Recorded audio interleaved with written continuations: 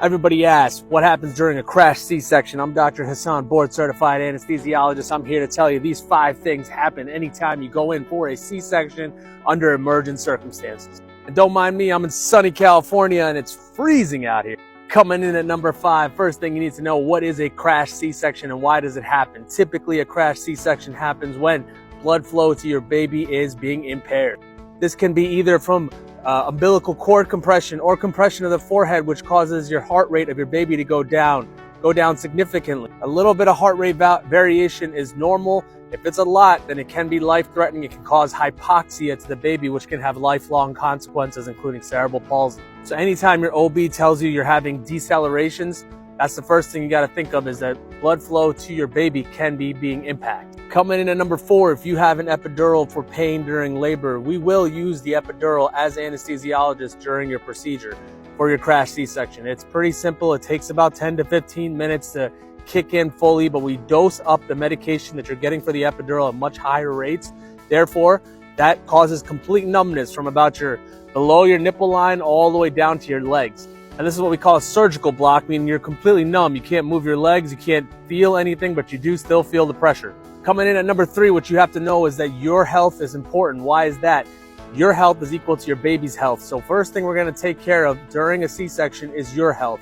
So your blood pressure, your heart rate, your pain. If you are having pain during the C-section surgery and you have an epidural, we're going to convert over to a general anesthetic. Now, while this is not the top choice for any anesthesiologist, we're going to prioritize your breathing and your blood pressure and your pain control over anything else. I can dive into why general anesthesia with C-sections is not preferable, but I'll save that for a later video. Coming in at number 2, what you have to know is any medication that we give to you typically can cross over to your child. Now, this is not the case for all medications, but narcotics and those kind of things can cross over to your baby. Now, while it tends to be generally harmless, if you are a patient that is concerned about that, it's something you have to let your anesthesiologist know.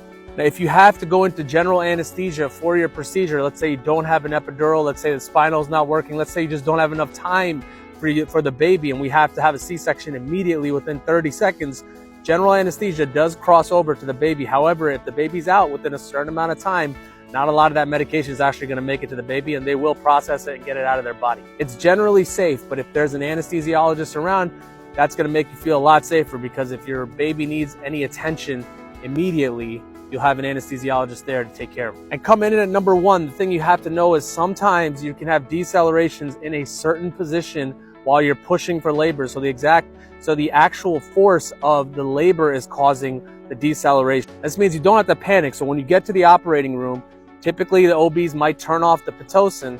You get to the operating room for the C-section, baby's heart rate might recover because you're not having contractions anymore with the same veracity that you were while you were pushing, or that you were with Pitocin on. Therefore, the baby's heart rate might recover and it don't have the deceleration, so that gives you ample amount of time to have a C-section that's not under crash emergency circumstances.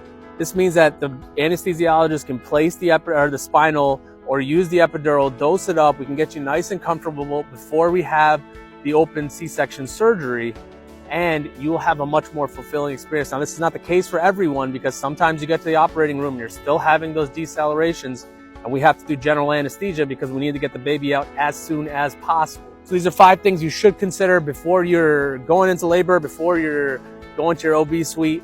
Like and share with anybody who you think can benefit from this information.